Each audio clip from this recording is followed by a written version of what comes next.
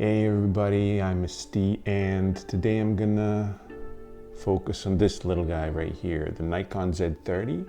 It's a tiny camera, vlogging camera. Even though I took many great stills with this camera, but Nikon sells it as a vlogging camera. And so I'm going to do the high ISO low light test today on this guy, Nikon Z30. And I'm going to do both video high ISO low light test and stills high ISO low light test. And then I'm going to compare it to the full frame camera Nikon Zf that I'm filming on right now. Please like and subscribe if you like this video. Let's go.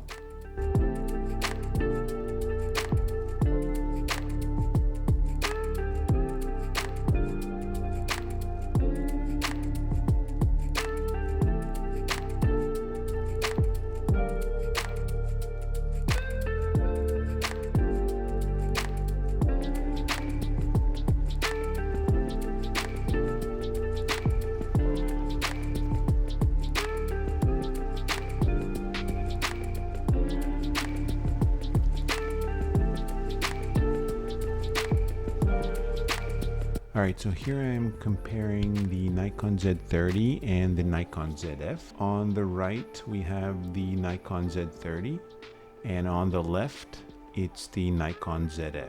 So this is at ISO 400 and it seems like they're pretty close. Maybe the Zf is slightly better, but I wouldn't give it any advantage there. So if we go to ISO 800 again, it's very, very close. I would not give advantage to either camera. ISO 2000 now, I don't see much difference, to be honest. It's very, very close. ISO 4000, okay, maybe there's a little bit more noise on the Z30. Really, really close. 6400 Zf is beating it slightly again. It's not that big of a difference. It's really not. And this is flat profile on both of these cameras, so it's not analog, but it is 10-bit. It's very, very close. And if we jump to 10,000 and I pause it, pretty much the same. And now if we go to 20,000, they're both about the same in noise. Maybe the Zf is beating it in noise, but look what happened. On the Zf, there's strong green. The Zf actually looks worse here at 20,000. Okay, here I'm comparing the Z30 and the Zf stills. So the Zf is on the left, the Z30 is on the right. So this is the ISO 400, and if we zoom in here, there might be slightly more noise. There's very little noise at this point, but there's slightly less noise in the Zf for sure. 800 for both. In here, there's more color noise in the Z30 and more noise in general. And there's less noise obviously in the Zf. So then if I go to ISO 2000, okay, so here there is quite a bit of color noise in the Z30, more noise, more color noise. The Zf is cleaner. Let's see the colors here. Yeah, there's more color noise. You can see it right there. You can see it right there. There is some color noise in the Zf, but it's not as bad as on the Z30. ISO 4000 for both. And here we can see much more noise in the Z30 and much more color noise. It's uglier. ISO 6400 now. You can see more noise on the Z30.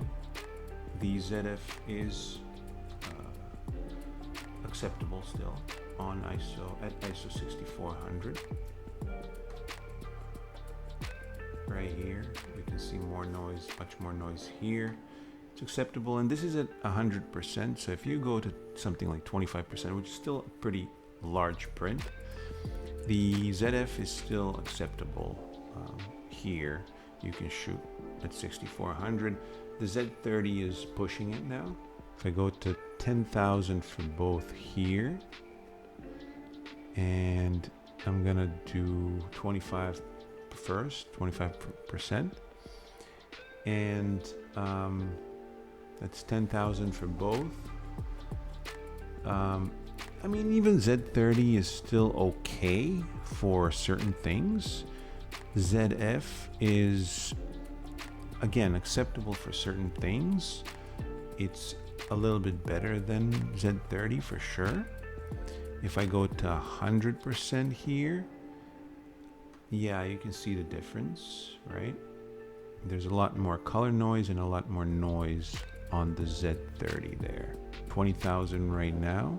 And we will see right now a lot more noise on the Z30, right? There is quite a bit of noise at ISO 20,000 on the ZF, but there is much more on the Z30. And let's see this right here. Yeah, the Z30 completely fell apart. You can't even kind of see this 4 here or this 4. Okay, this one is harder to see here as well, but here, you can't see it very well, and here you can. This is full of color noise here. So yeah, I love this camera. It's small and I love shooting with it. So that's why it's very important for me for this camera and all my cameras to have great image quality. Let me know in the comments below what you thought of the high ISO low light performance and the noise levels. And please like and subscribe, and I'll see you in the next video.